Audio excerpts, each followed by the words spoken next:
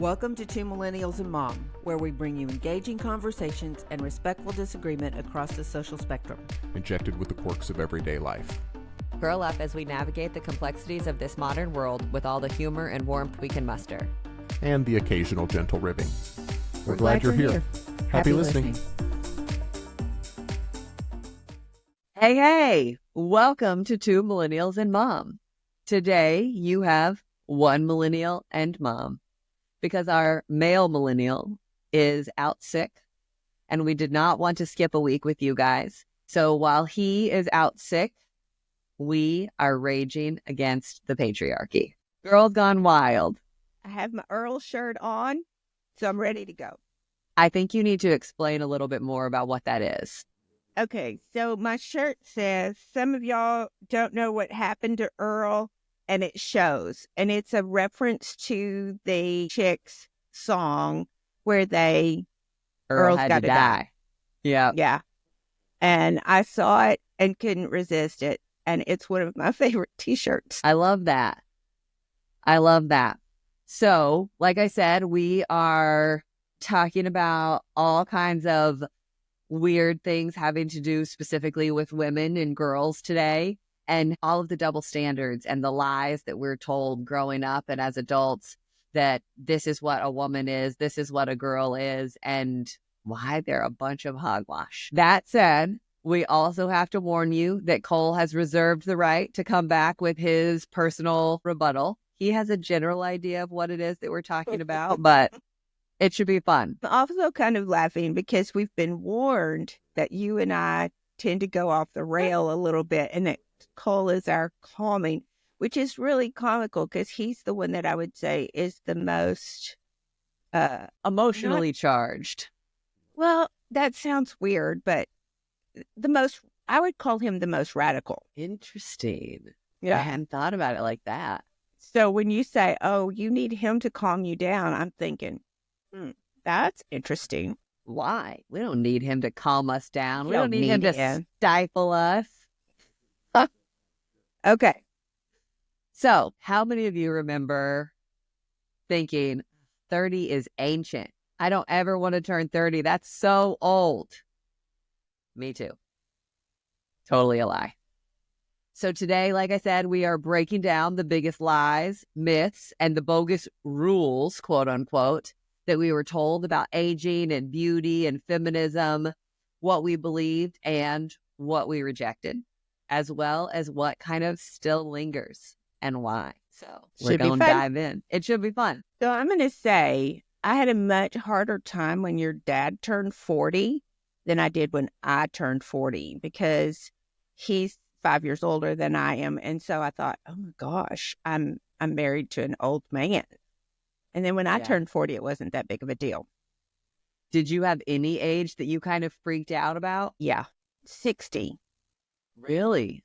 Yeah. 60 was really hard. And what's really funny now is if you ask me how old I am, I will tell you that I'm older than I am, because in my mind, I got stuck on an age that I'm not. And my friends just laugh because they go, you're not 65. And I go, oh yeah, I'm not.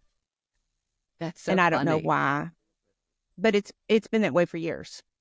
Well, and when I turned 30, I'm 36 now. When I turned 30, I think that I thought that the world was going to be over, and I don't know why. I have no concept of why. I had been around lots of people who were older than 30, and I don't know. I feel like, again, one of those lies is just that you have to have all of your shit together. Everything has to be figured out. You have to know what you're doing by 30. Why anybody has decided that 30 is the age, I have no idea, but you don't. Your birthday comes and goes. Yeah. And I would tell you, in my mind, I'm still 34, and I liked being 34. I liked where I was at 34. I was comfortable, so yeah, that seems a really strange thing. And I think it's really hard to put a range on that and say, oh, at 30, you have to have X figured out, because it just doesn't work that way. Not at any stage in life does it work that way. So yeah, if we're buying that, we need to go, that's crap. It is total garbage. I think beyond that, though, society is really good at telling us that women have an expiration date. You're only good until, or you're Yeah. best by, or you peaked at a certain age. And I think that that's total garbage too. I mean, Sure. I think you were talking about an article earlier about a woman who is a Gen X person and is having the best sex of her life because she's let down all of her inhibitions about feeling a certain way about it and allowing whatever else to kind of come in and take root in her brain that says, oh, you're not good enough, or you're not fast enough, or smart enough, or sexy enough, or confident enough. And she's just like, I just want to have a good time. Part of that was and I get that. She's not thinking about procreation and who she has to procreate with and those responsibilities. She's not thinking about having to be a mother. She's just enjoying herself and is surprised. She thought that was just her. And turns out it's kind of a trend in that Gen X group of finding their own thing. And I think you see that trend is in books. I mean, we're seeing a lot more books that are about older women. And so it's pretty fascinating and interesting to see that. Yeah. And I think it just kind of goes to further enforce that notion of it's not a best by date. It's not an expiration date for a woman. It is giving you the freedom and opportunity to live your life and be confident, whatever that looks like for you, for bringing your best self to the table and offering your perspective in ways that are helpful and good and kind and productive for everybody to hear because it's yours, and sharing that freely and openly. And so women do not have an expiration date. Do we die? Yes, absolutely. But so do men. So, There. I mean, you often hear about somebody like George Clooney, who is aging like a fine wine or getting better with age. And don't get me wrong, he's a good-looking man. But there are lots of good-looking older women. We were talking about Helen Mirren the other day. She's Oh my gosh. beautiful. She's beautiful and she's sassy and I like her. Yeah. And I think that quote-unquote expiration date is best when applied to an expiration of your expectations, of your inhibitions, and letting it all just kind of go to be who you are and that be enough. And if it isn't enough for somebody, screw them. Yeah. It doesn't have to be enough for them. It just has to be enough for you. Yeah. I just find it so funny that, and those trends change also. Oh, yeah. So where skinny is in here and curvy is in there, or even culturally, it changes. So we have to look at this and go, this is not a set rule. Yeah. This is somebody telling us something, trying to establish, I don't know, dominance or Control. control. This is what I like and I want, so I need you to do this for me, or I want you to be this, and that's how I'll accept you. I think women are our own worst enemies. We are vicious to each other. We had a conversation about this week where I just thought, why are we doing this? Why are we not encouraging each other? And I think part of that is bred into us, that to look at another woman and go, I don't like her makeup, or, oh, that dress is not, she should be wearing it. When it really doesn't have anything to do with us. If she's comfortable in it and she feels strong and independent, then it doesn't really matter what anyone else on the planet thinks about her. No. We talked a little bit about the person that went viral about being demure. And it was so kind of funny because I thought, not really sure this is where I would go with being demure. But, you have to define that on your own and figure out what you're comfortable with and what you're willing to put out there. And some people what works for you. Yeah. Some people are braver at that than I am. Me too. But that doesn't mean they're wrong. Right. That means kudos to them for being brave and being out there. And we need to just somehow become a stronger matriarchy to appreciate each other and love on each other and encourage each other. Well, and I think that the world has done such a good, if you will, job at saying, oh, we're going to take and judge women on a specific scale that we don't apply to men, that we don't ever even think about with men. But because we do it to women, and then women do it to themselves, and therefore other women, and because we're judging ourselves more harshly, because we are our own worst enemies, we are our own critics, then we go and we do it to other people. And that's wrong. That sucks. Like you said, just because we're different doesn't make one of us bad. It just makes us different. Just different. But I will say there was a trend here a few years ago. I'm not great at hair and beauty trends, just for the record. So I don't exactly know how it started or all of the backstory behind it, or if it's even still a thing. But there was a trend here a few years ago of 20-ish something girls who were dyeing their hair gray because they thought it was super cool. Mm-hmm. And a lot of the world kind of freaked out. That's inappropriate. They're aging themselves. Who cares? If they like it, it doesn't have any kind of recourse on you. Why do you care? I have some friends who have had gray hair for years and years and years, and it's beautiful. Yeah. Oh, yeah. If I were to sit here and pull up a woman who has gray hair who's beautiful, Pam is the first one that I go to.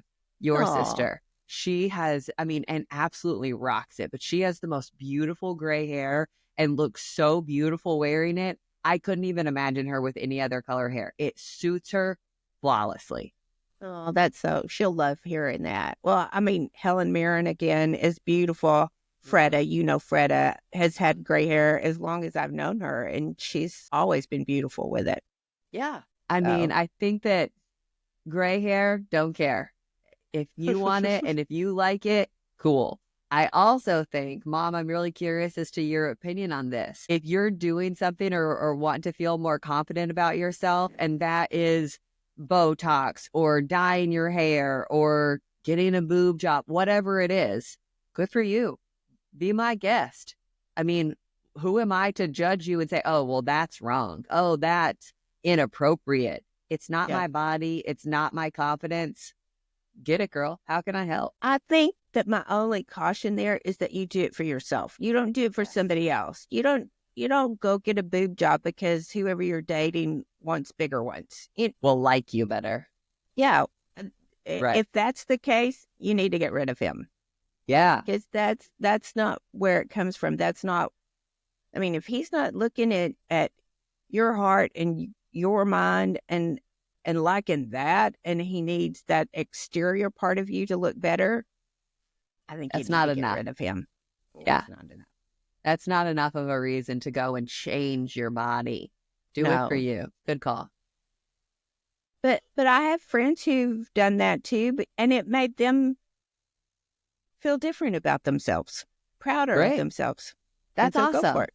Absolutely. Yeah, I think that you're totally right. That line between pressure and self-care and self-worth is a pretty fine line to navigate, and it doesn't have to be. If it's for you, cool. If it's for how you see yourself, more power to you. Yeah. I think we are only better if we are more confident. Yeah, absolutely. So we put together some rules that are kind of outdated in my personal opinion, or that we're quote unquote supposed to live by and follow as women. And I wanted to chat about them. So we've got them broken down into categories and we'll work through them. The first category is beauty and fashion. It's a big one.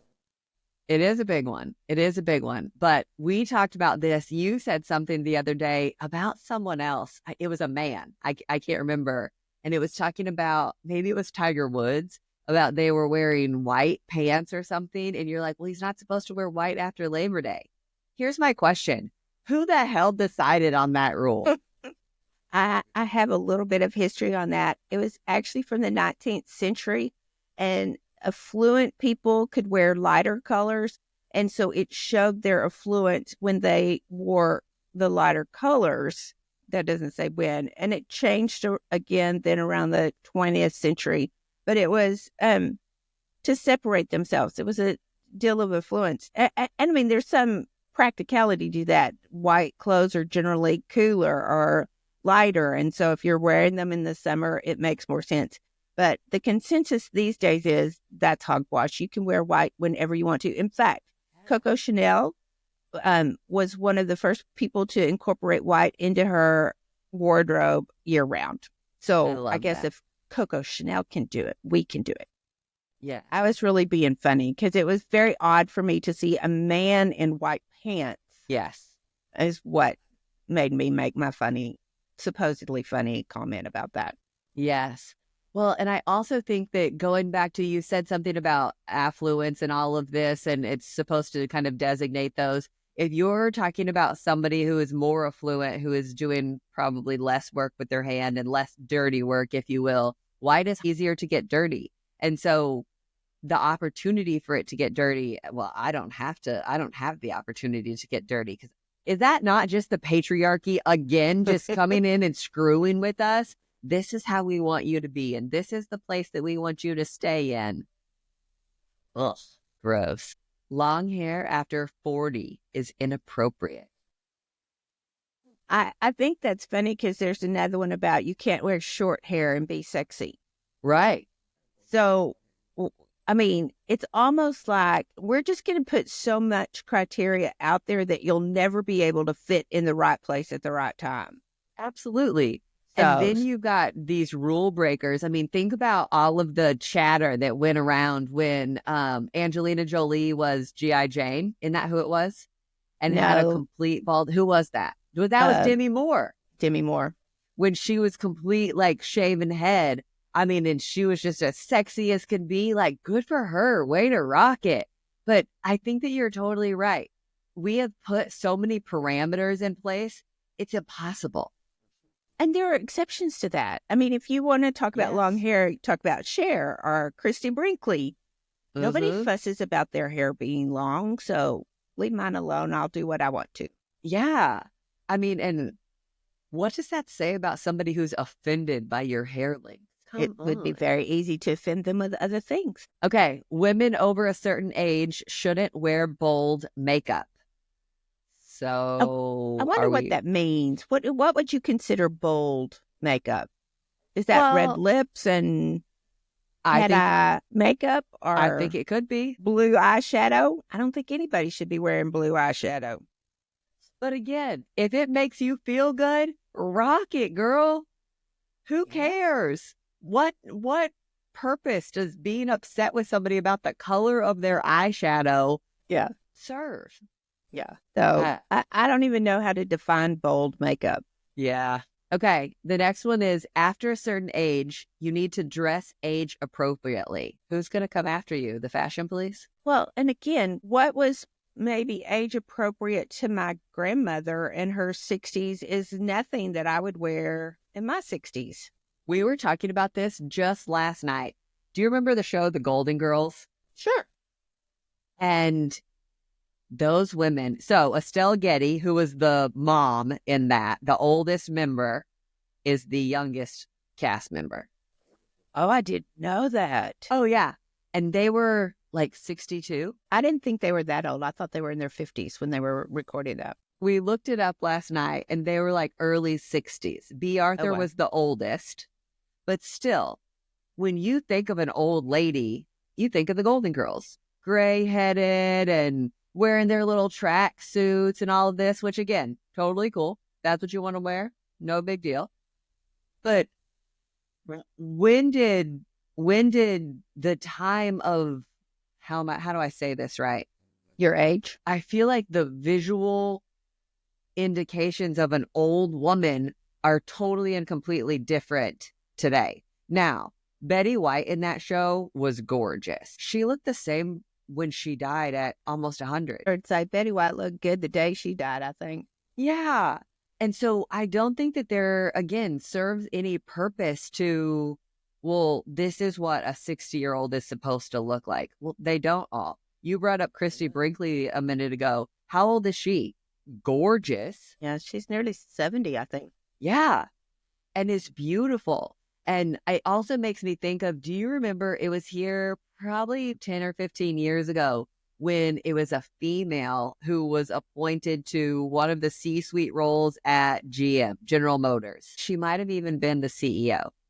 And I'm going to kick myself for not knowing all of these facts, but she changed their dress code in their handbook to the entire dress code was dress appropriately. It wasn't, hey, you need to have a suit or you need to have a jacket or you need to have coveralls because we're working at dress 3 inches below your appropriately. fingertips. Right.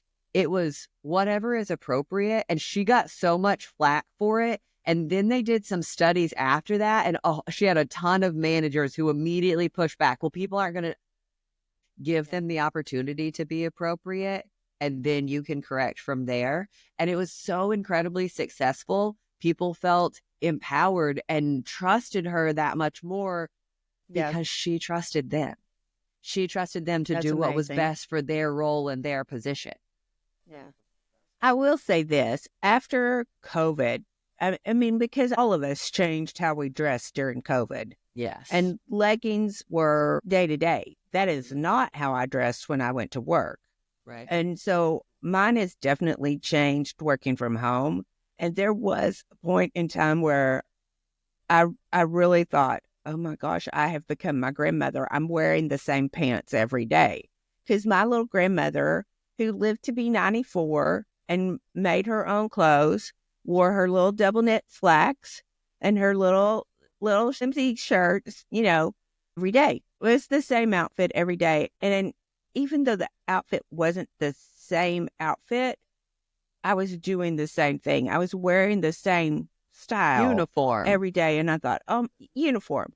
And I thought, this has got to stop. I mean, and so every once in a while, you just have to throw in a pair of jeans there. Or I love to, if I'm going to go out, and my friends know this, because I used to wear high heels every day of the week. Mm-hmm. And that is the saddest thing for me with COVID and working from home, is that I don't wear my favorite shoes every day of the week. But if I get an opportunity, if I'm going to go out to lunch, I'm going to wear my shoes. I'm going to have heels on. Because it makes you feel good. Because it makes me feel good. I'm not wearing those shoes for any guy. No. Your dad doesn't care what shoes I have on. But those shoes make me feel good.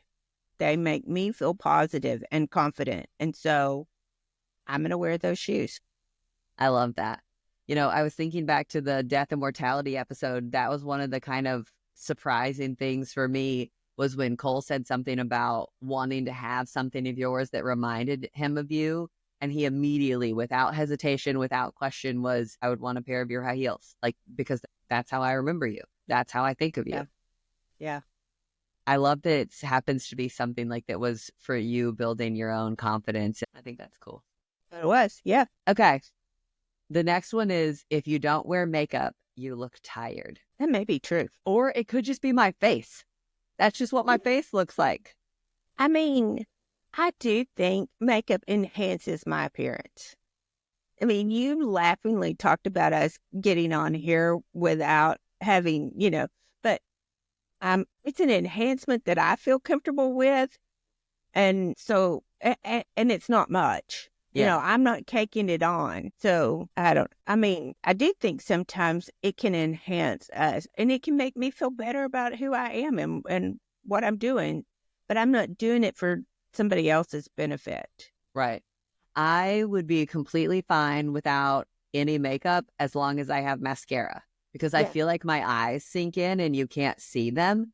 And I like for them to be noticeable. Yeah. And I would say the same. And so I don't need anything else, but I like having mascara. It makes me feel like more of a person, more of myself. And I think that that's valuable. You wear what you want. I want a good moisturizer, and I want some mascara. And at this point in life, I'm going to enhance my eyebrows. Fair enough. So that they're there. If that's what works for you, great. Yeah. Cool. That's pretty simple. Yeah. Okay. Don't mix patterns. Keep it simple. And yet, on one of the fashion deals this season, it was crazy patterns. I mean, like crazy patterns going all together. So I think you have to be judicious in that. I don't think you go nutty, but I don't think it matters if you choose to do that either. In the context of home and home decor and things like that, one of the more recent trends was color drenching. And so everything in a room might be that specific color. Maybe it's cobalt blue or brown or ivory. We did grays. Millennials were known for grays for a long time. And so it was everything, the walls and the window coverings and the furniture and the couch and everything was that specific color. Well, now it's coming back into style. Oh, it's kind of making me nervous. It's pattern drenching. And so it makes me think to like when I was a little kid and even a little bit before that, where everything was this specific pattern. So we're going to put it on the walls, on the wallpaper, and we're going to do the bedding as the same pattern. And the light fixture is the same pattern. Yes. And so that's coming back so like very, very adamantly right now. Here's the thing. I would not be comfortable in a Laura Ashley room. I don't like muted little patterns like that. I wouldn't be. I definitely like splashes of red because I like red.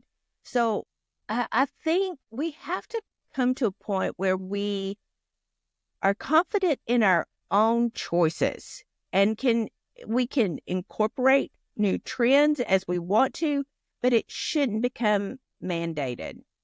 Yeah, I think that is kind of what my whole intention with this is. Whatever works for you.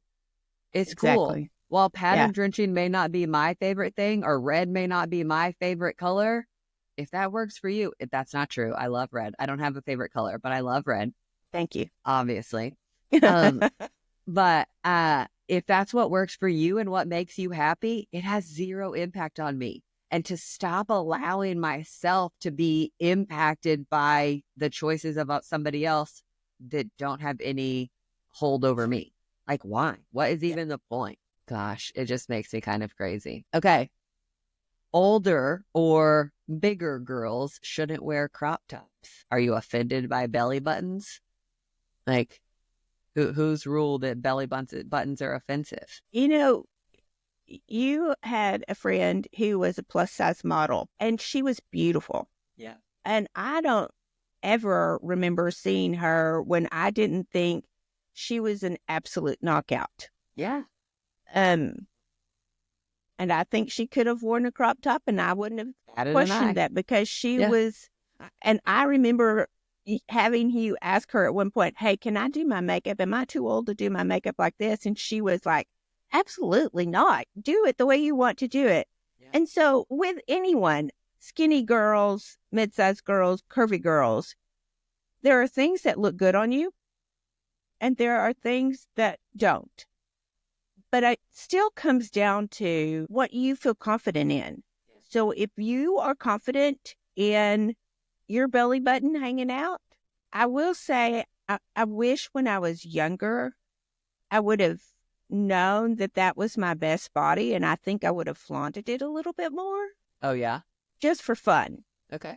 But I that wasn't how I was raised. And so I didn't. So it was after years that I thought, damn it, I missed that opportunity to shine a little bit in my own spotlight.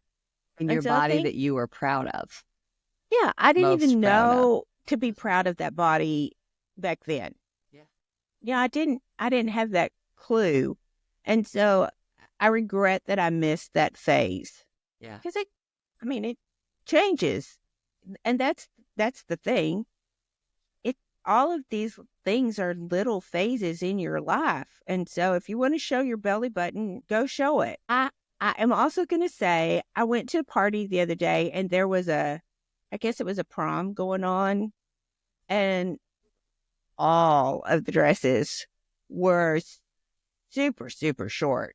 And I remember thinking, okay, this is a trend.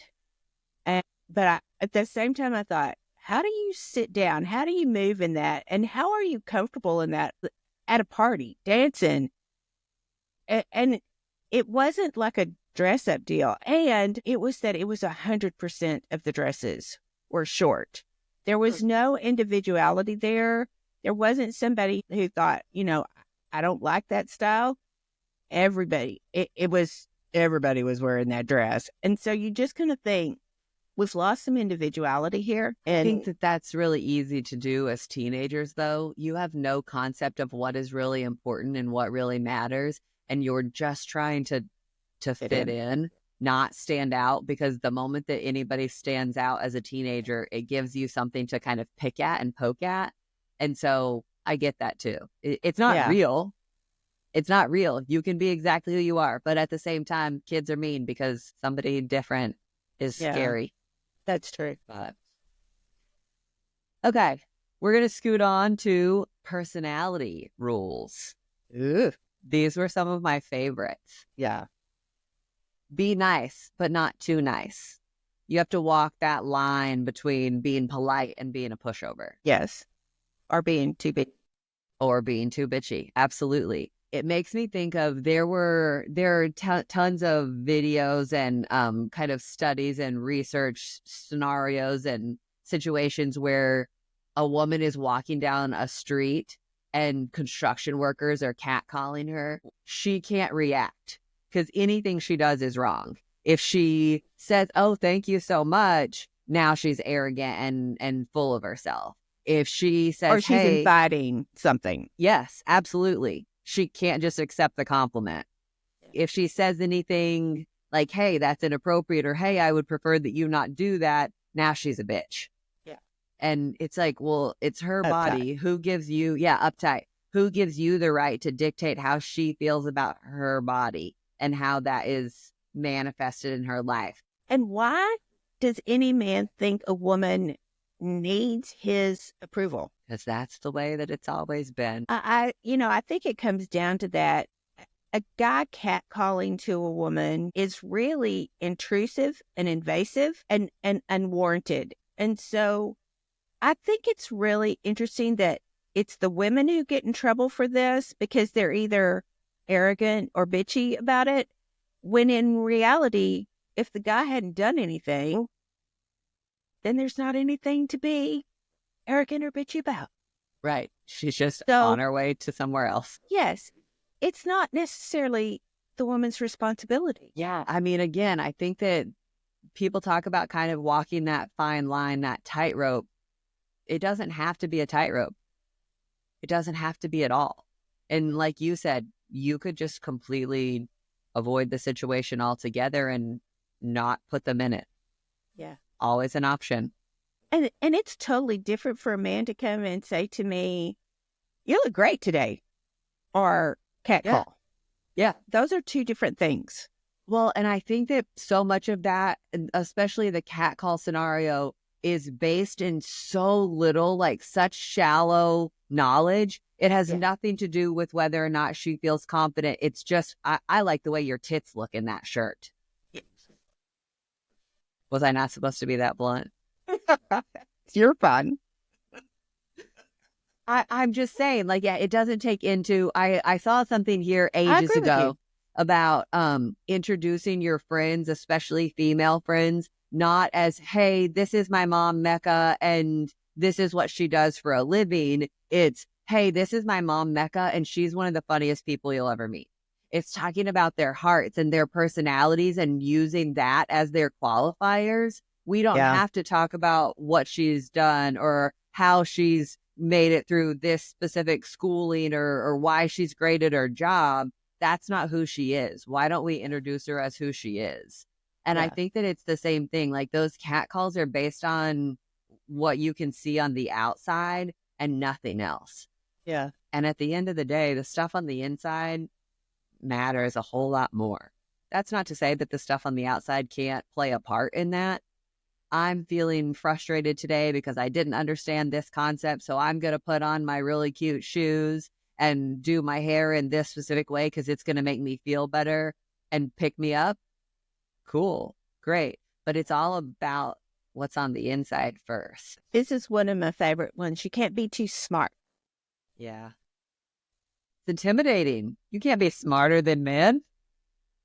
That's sometimes there is a woman in the room that is smarter, Yeah. or that's just coming at it from a different angle. You know, you and I both will say Cole is super smart. He is. Oh, yeah. But that doesn't discount you or I being smart either. He can be smart and we can be smart.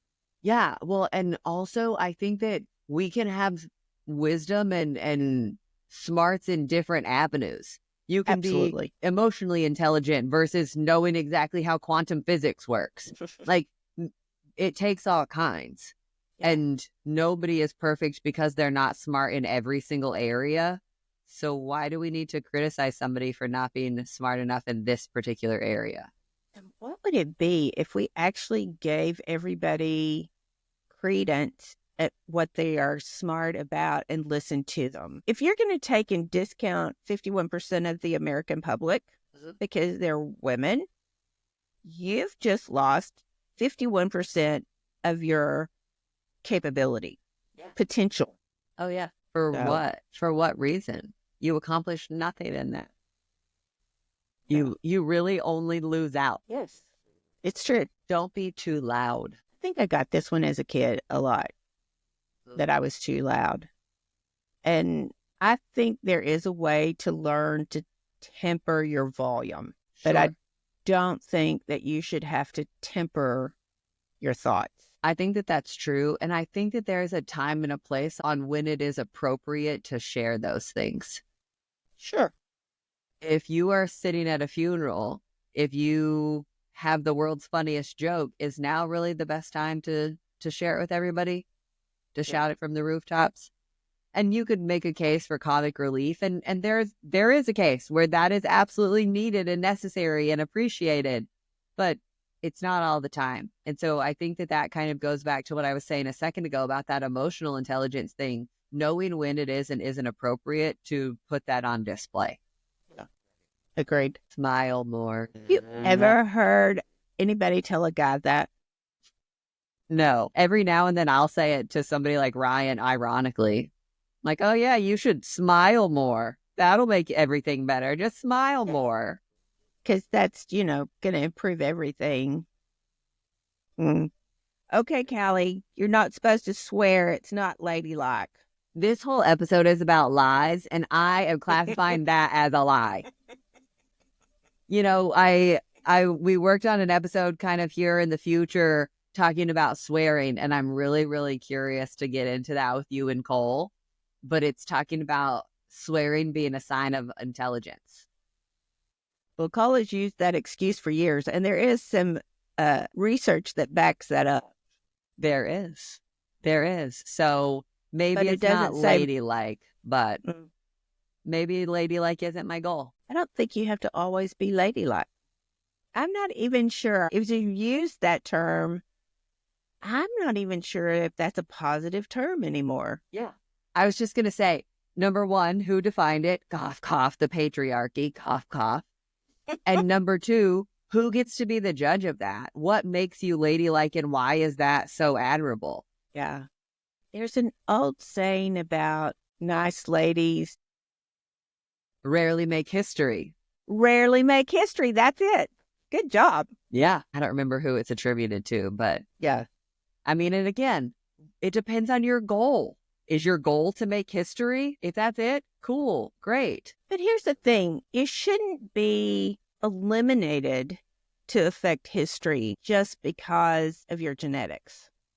Yes. And I'm going to say that related to anybody's. That's not just a male and female thing. That's an across the board. If you have the talent and the wherewithal to influence history in a positive manner, then let's give you credence to do that. Absolutely. Let's encourage you to do that. Again, everybody benefits from that. Okay. Be independent, but not too independent. Again, who's the judge? Who gets to decide where the line is crossed one way or the other? Mary Tyler Moore comes into my mind when you say this because, that was such a dynamic show in its time because she was a young single woman who was working in showbiz, and that we could respect her even though she was single, and that was a big deal.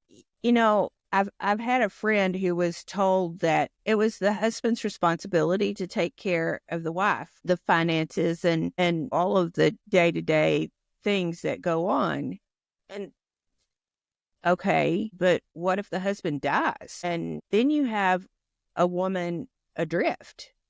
And so it doesn't make sense to me for you not to be at least cognizant of your finances, and knowing how to pay your own bills and do things. And I think that's a benefit that I learned because I didn't go straight from my father's house to my husband's house. There was a transition in there where I was on my own and I had to learn to take care of myself. And I don't think that was a negative for me. Yeah. I think that was a positive that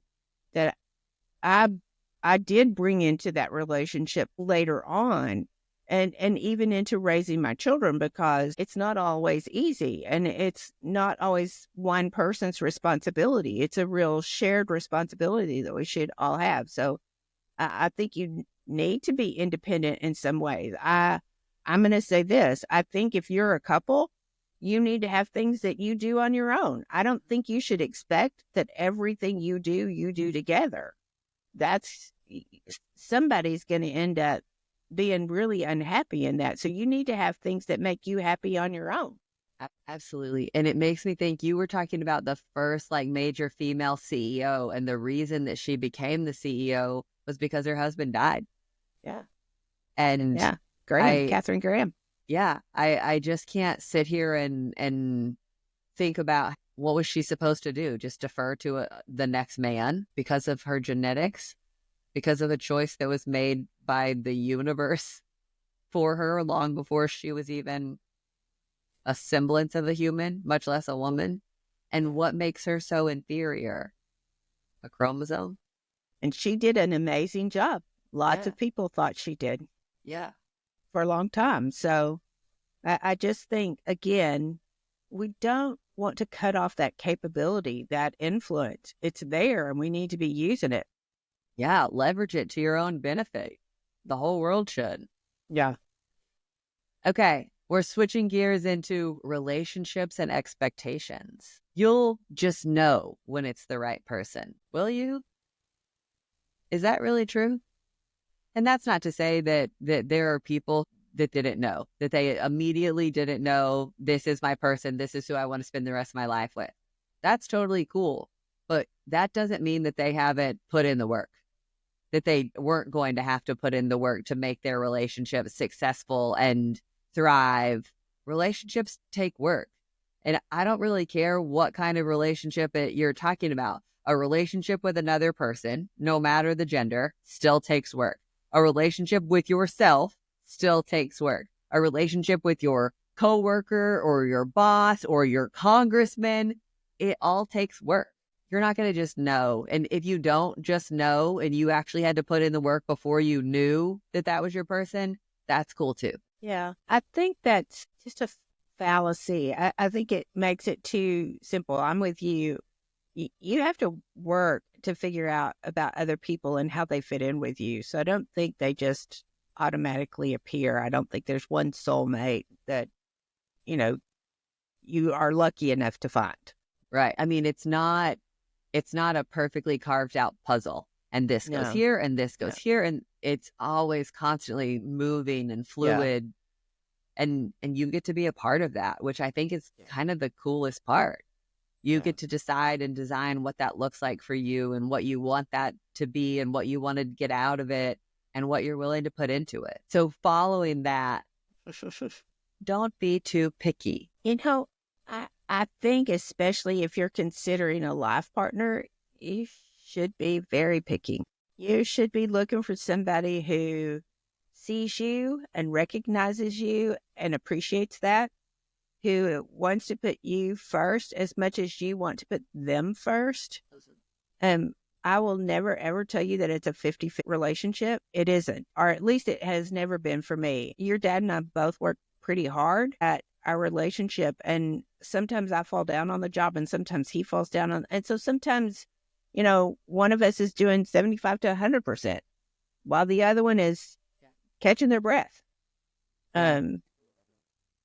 So I think you should be picky. I think you should be picky. And I think that relationships take work. Brene Brown talked about in a podcast here a while ago about she and her husband have a system that they come in and it's like, hey, I only have 50% to give today. That's the best I can do. I only have 10% that I can do. And then it's the other one's job to say, it's okay. I'll cover the rest of yours. I'll get us there. I got this. And that's not to say that there aren't days where they both come in and they're like, shoot, we only have 10% between the two of us. That's all we can do. And so then they have to step back and say, okay, we need to find some grace. We need to reset our expectations because we know we don't have 100% that's going to come out of this. And so that I think is the best part to be picky about. Finding somebody that you can work with, finding somebody that you trust to come in and to be vulnerable and say, hey, I only have 10% to give today. All of this other stuff is going on in my world that may or may not have any impact on you or direct reflection on you. But this is all that I have to give to our relationship. And having a partner and finding a partner who can say, that's okay. We can make this work still. We can still get through this. I got you. I think you have to look at the other side too. And that if you're expecting that other person to always have 100%, the toll that it takes on that person, there's always going to be disappointment. They're never going to feel up to par. They're always going to feel like they're falling short if you expect them to have 100% all of the time. Yeah. It's unfair.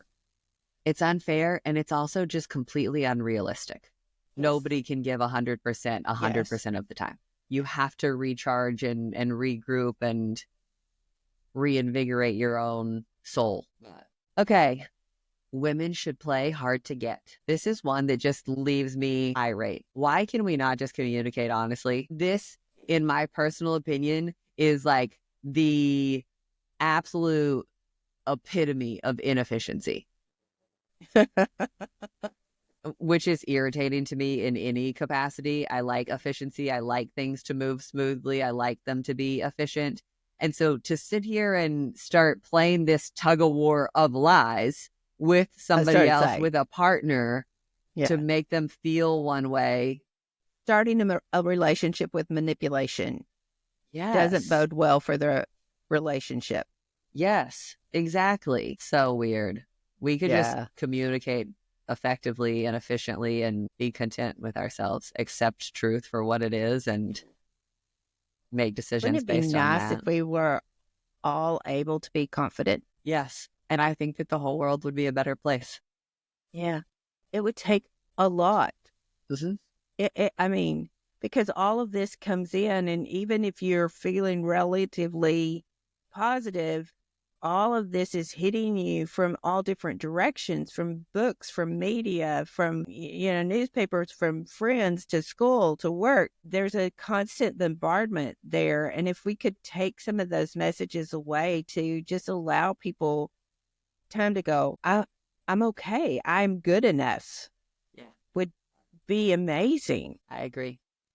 I mean, and I think, again, it's not a set defined puzzle that you have to find exactly which piece goes where. You get to design it and develop it in real time based on your own needs, wants, desires, abilities, capabilities, like all of these things. And so to sit here and say, well, it has to be exactly this way, or that's not enough, or that's not good enough, it's just bogus. Okay. You have to be a mom to be fulfilled. I did not intend to be a mom. I was going to be a great aunt.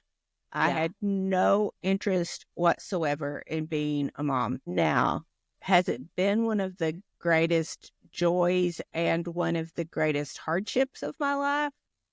Yes. But do I think everyone should have that? No. Because I think that I think that there are people who just can't do it. For sure. Or I shouldn't. Think maybe shouldn't do it. I mean, and I'm going to use my parents as an example. My parents were called the juvenile delinquents until the day my mama died because they were very selfish people.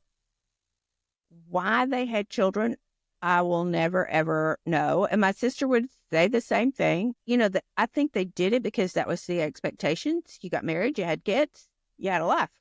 But they would have been totally content on their own not to have children.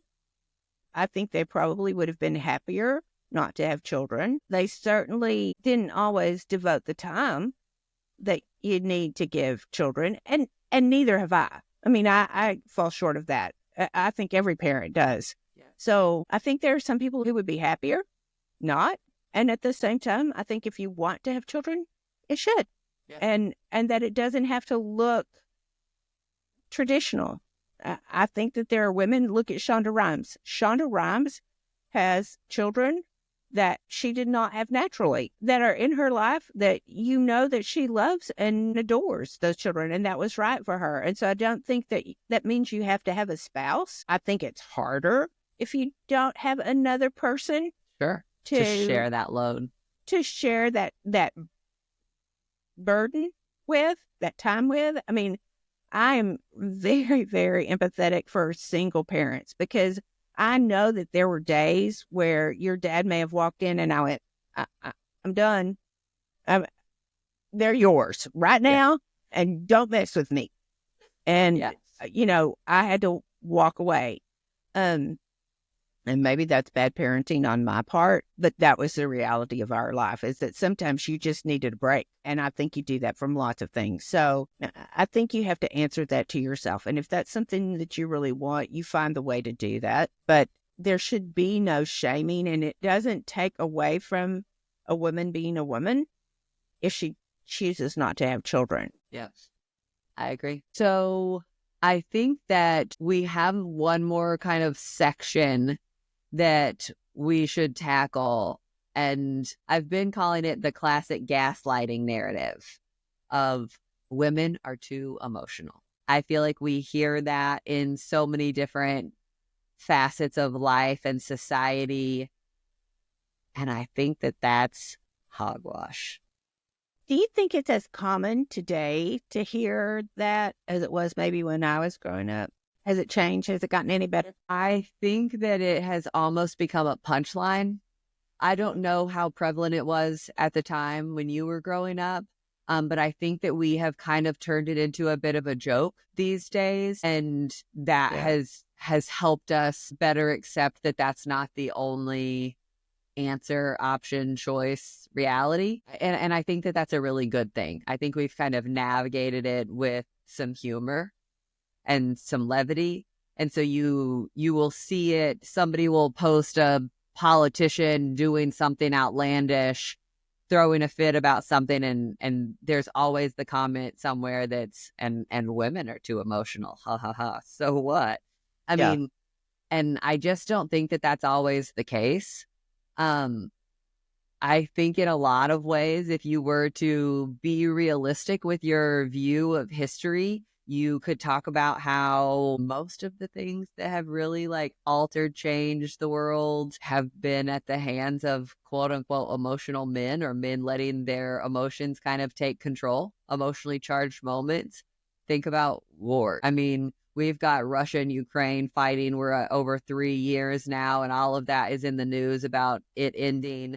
That wasn't because a woman was too emotional. That was because a man was. I want this, and that's what we're going to do no matter the cost. Yeah. I mean, and you can kind of apply that to most any war. World War II. I'm just pulling out ones that I have direct kind of information about, insight on. I mean, World War II was all about Hitler thinking that he was the superior race and all of this. That's not about a woman being too emotional. Men are just as emotional. It just looks a little different. It looks different. And I think that there are times that any person, any single person, male or female, can be too emotional, whether that is through anger or tears. And so it just is amazing to put a characteristic on one particular set of beings and say, oh, this is explanatory to every one of these, 100%, because it never is. It never is. Not all men are angry. Not all men are sexist. Not all men are bullies. I mean, that's the truth. And not all women are too emotional. Are some? Maybe. Are some men bullies? Yeah. But it just doesn't fit to say all women are too emotional or that they can't contribute because they're too emotional. Sometimes I think that compassion that a woman shows or brings to the table is exactly what is needed to temper other things that are going on. Sometimes it takes a mom coming in to say, hold on, this is our kids that you're talking about. You know, we're sending our 18-year-old boys off to war. Does this really make sense? Because this is my son. And so sometimes that really can be of benefit. Right. Well, and I think we kind of really hit the nail on the head talking about it looks different on different people. And we as a society have decided what is and isn't acceptable. It is unacceptable, kind of by and large, it's unacceptable for any person to cry. If you're a man crying, absolutely not. If you're a woman crying, too emotional, hysterical. But then when a man goes and has kind of that same surge of emotions of frustration, passion, excitement, joy, whatever it is that causes those same tears in a woman, he's just passionate. He's assertive. And I don't think that that's a fair assessment. And I think that we're really, really quick to use being quote unquote too emotional as a scapegoat because we don't want to actually address the emotion that is at play. I mean, I can sit here and talk about, oh gosh, we just had the Super Bowl here a few weeks ago, and there was a Super Bowl ad for Budweiser years and years and years ago. And it's this guy who has gotten a new puppy and they're becoming best friends. And so he's every now and then has a Budweiser or a whatever it is. And then he leaves. He's like, okay, buddy, I'll be back here in a couple of hours. And he leaves. And the dog is sitting on the couch watching lights go by, cars driving by. And is it him? It's not him. Is it him? No, it's not him. And is so excited. And he ends up not coming back until the next morning. It's going to make me cry. And because it does every single time, every time I think of, every time I see that commercial. And so he finally comes back in the morning and he's like, hey, sorry, buddy. I had one too many and I didn't want to drive. And so it's talking about being responsible. And the dog is fine and is super excited and happy to see him. But for me, those tears don't stem from anything other than relief for that puppy. He just got his best friend back. Yeah. And I don't think that all tears are bad. And I don't think that we can sit here and classify one emotion as to anything because it just looks different. Your relief might look like a big, huge sigh. There's nothing wrong with that. But just because mine comes out of my eyeballs and drips down my face doesn't mean that there's something wrong with that either. Yeah. It just looks different. Yeah. My dad used to tease my mom unmercifully. She would cry at, Hallmark commercials and or Black Beauty or, some show on, and he would just really give her grief. And I always thought it was the meanest thing that he could do. And I never did understand it. And I still to this day don't know if that was to make him feel better or what was the purpose. What did it matter if she cried at a sad movie? So I don't understand that part. And I would rather have someone around who can shed the tears than someone who isn't willing to shed tears. Yeah. Emotionally stunted. Yeah. Because again, I think it all comes down to kind of your perspective. and being willing to understand the shoes of somebody else. Like for me with that commercial, it's understanding the shoes of that little puppy dog who is worried his best friend's gone. Yeah. Where he's gone and that he's not coming back. And so I think that there's a lot of empathy that is, at least for me, portrayed in my tears. And that's just how I show it. And so to sit here and say categorically that is unacceptable, inappropriate, I just think is a lie and is a disservice to the person and the emotions themselves. Yeah, I agree with you. But I don't know. I also wanted to talk about kind of, especially the workplace double standard. If a man raises his voice in a meeting, he's seen as a leader. If a woman raises her voice in the same meeting, she's a bitch. It definitely made me think of the Taylor Swift song about the man. It's called The Man. And so I pulled up this little piece of it. They'd say that I hustled, I put in the work. They would not shake their heads and question how much of this I deserve. They wouldn't question what I was wearing or if I was rude. It could all be separated from my good ideas and power moves.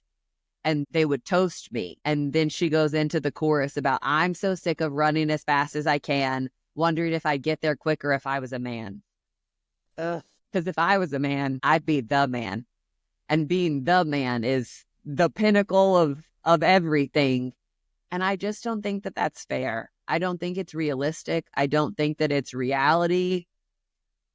There are a lot of really sucky men. There are some fantastic ones too. But I just don't think that greatness has a gender. Good job. So, I don't know. Good job. I don't know.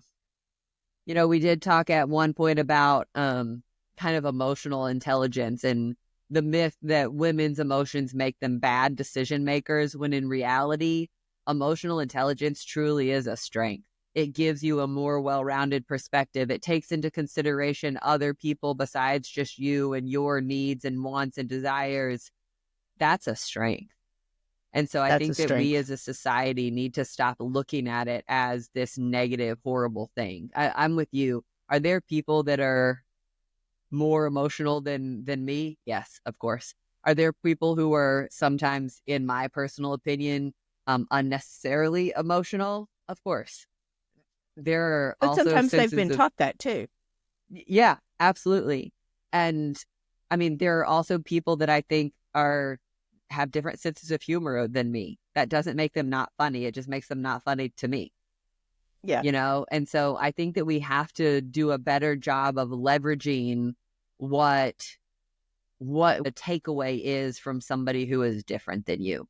Why is it different? Why does it matter? And how can we leverage that for the good of everybody? Yeah. I can't wait to hear Cole's thoughts on this. Oh, I know. And, you know, there have been a couple of times in here that I thought, oh, I wish Cole was here to give us his take on this. You know, the cat calls was specifically, I thought, I wonder what he would say there. So, okay. So you had an interesting, weird thought with this content.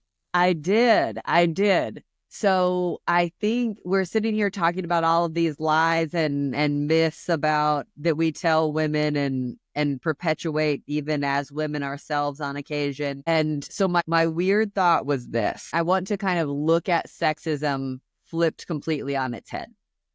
Totally and completely the opposite of what it is now. Not just making things equal, but full on bizarro where the traditional gender norms were completely reversed. So imagine walking into a mechanic shop and it's all women. Are you upset or frustrated? What does that look like and mean? I mean, especially as a woman, I feel like I currently need an oil change. And I have needed an oil change for a long time now, but I know that I'm going to have somebody who is convinced it's not a diesel and that I'm doing it wrong and is going to try and upsell me on something else that I may or may not need just because that isn't my particular area of expertise. I'm going to try and take advantage of her. So imagine walking into a mechanic shop and it's all women. But then you realize that it's men who are the ones who are nervous to ask these questions about their own cars. It's men who don't know everything about this particular situation and everything. Meanwhile, society expects them to be the ones who master cooking and cleaning and designing the latest fashion trends. And so I pulled out a couple of like kind of weird scenarios for us to kind of showcase those gender norms reversed. So can you imagine not just them in them, because that in and of itself I think would be hysterical, but can you imagine men walking around in heels that were designed to make them look taller and feel more confident and be more powerful, project a more powerful image of themselves? And on top of that, we expected for them to do this at certain fancy events and parties and things like that. We're going to a wedding, go get your heels on. Do you think they would have the same debate of can you wear blue pants and brown heels? I mean, they do right now. Why would it be any different? They do. So, I mean, I do think it would be, I mean, they could be taller. There's some bizarro thoughts to go along with that. What if we go back into the workplace and we started telling men, like you're walking through the halls and you see a man and you're like, oh, you need to smile more. That will make your day better. That will make you better at your job. Yeah. And don't be so aggressive in meetings. Maybe pipe down a little bit. Your opinion and perspective isn't really that important. Can you imagine walking through the grocery store? I mean, because we're women and we wouldn't be at the grocery store because that's a man's job. But what would happen if all of the articles on these magazines were about, these are the power poses to make her take you more seriously at work, or how to balance fatherhood and a high-powered career without looking neglectful? Like, what? What if men were expected to change their last names upon getting married? You know, because that's just the tradition. You give up this part of you and your identity and you take hers instead. Here's another one that I thought, Mom and you and I have talked about this on several occasions, and I just had to throw it in here. This is not nearly as powerful or impactful as some of these other ones are. I mean, you say that. But what if men's clothing was all fake pockets and it was only women who had actual functional pockets on their clothing? Then they definitely have to have Merces. They would. They'd have to. It would be so funny. Or they'd have to hand their significant other who is a female all of their junk. Yeah. What if movie casts were made up of complex, powerful women who we admired and looked up to, with just one token male character whose only job was there to look hot? Support the women and look pretty doing it. Your thoughts and perspective and emotions don't actually matter. You're just here to look nice so we can look at you. I love this one. What if men were expected to keep their legs crossed while sitting? That cracks me up. That's funny. I mean, can you imagine the internet debates that would ensue about whether man spreading was a biological need or just a rude behavior? Can you imagine? Like, it would be ridiculous. It would be funny. I think the whole thing would be hilarious. Yes. Would it be frustrating from a multitude of perspectives? Yeah. Also, yes. Yeah. So my weird thought and my weird question that I want to leave us all with is, if we're talking about flipping sexism on its head and how ridiculous it feels and how funny it is, why are we okay with the version that we have now? Why is it okay to do this to women? Is that just because that's what we've always done and that's all we know? Are we too scared to learn to do it differently? And I want to say, I think that there are women and men out there who are turning this around, who have positive relationships and positive thoughts about this, and kudos to them. Please multiply. We want it to multiply on an exponential benefit. But, more than anything is to not just be judgmental. Yes. And it's hard. it's hard not to be judgmental. Yep. But to not just take it face value, that's a female, so she doesn't get this or this or this or this. She doesn't have a place. Or, even that's someone of a different race and they don't get this and this and this. We have to change our thoughts on that. And we have to be more willing to find, like you said before, what's on the inside and where is the good and the beauty of what is on the inside, and see that first. Yeah. How to leverage that to the benefit of everybody and to share those perspectives, because I feel like that's where the power is. Yeah. That is where kind of the identity of it is. I know this. This is what I'm good at. This is what I am confident in.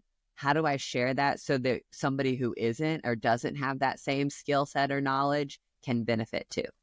Yeah. I just think our world would be very different if we allowed ourselves some space and to be who we really are supposed to be, and not measure that against some designated idea that we don't even know where it came from or who started it, and that it doesn't seem to fit very well. We want the ones that fit well with each individual to be able to be who they're supposed to be. And what a difference it might make in the world. I think that kindness really, truly is muscle memory. It is a muscle. And the more you exercise that, the better you get at it. And I think the opposite is true. That judgment, that greed is also something that we learn and we become really good at and comfortable with. And the moment that we can get out of our own ways and out of that kind of hamster wheel of whatever it is, of chaos, what all good can be accomplished after that, when you're not sitting here just tearing somebody down for no reason, when you're not just sitting here frustrated that somebody's crying and you don't understand. What if you actually took the time to understand? Yeah. What a world that would be. So that kind of leads me into our good news story today. Hit it. In a male-dominated industry, one woman has turned the traditional auto repair experience on its head. Meet Patrice Banks, a former engineer who traded her six-figure salary to empower women in the world of car maintenance. Callie, here's your oil change. I know, I need her. In 2013, she founded Girls Auto Clinic, GAC, in Pennsylvania, a unique auto repair shop staffed entirely by female mechanics. But GAC offers more than just top-notch car repairs. Understanding that many women feel uncomfortable or underserved in conventional auto shops, Banks introduced the Clutch Beauty Bar within the clinic. Here, clients can indulge in manicures and pedicures and other beauty services while their vehicles are being serviced. It's a one-of-a-kind fusion of automotive care and self-care designed to make women feel confident and valued. Her journey from a successful engineering career to pioneering a new kind of auto clinic was driven by her own experience in feeling like an auto airhead and facing potential scams in traditional repair shops. Recognizing that less than 2% of mechanics are women, she saw a significant opportunity to bridge this gender gap. After attending night classes and gaining hands-on experience, she opened GAC in 2017. The clinic not only provides exceptional service, but also educates women about their vehicles, fostering a sense of empowerment and community. Today, GAC stands as a testament to innovation and inclusivity, redefining the auto repair experience for women and challenging industry norms. I love that. She is just the cutest thing in her little red heels. Yeah. I loved it. But I thought, it's pretty amazing. She's got classes to teach women about their cars. What a way to do it. Yeah. Go, Patrice. Go, Patrice. That's awesome. I wish she was a little bit closer. Bring one to Houston because I can't quite make it to Pennsylvania on my current oil. But I would love, love, love to find a place like that I didn't feel so nervous about and inferior immediately upon walking into. Girl, as much as you know about cars, if you feel that way, Yeah. something's wrong. Yeah, Yeah. I think so. Well, it's fun chatting with you. Hope we weren't too, well, maybe we didn't get in too much trouble. If we did, I don't even care. There you go. I don't even care. Girl power. So, girl power.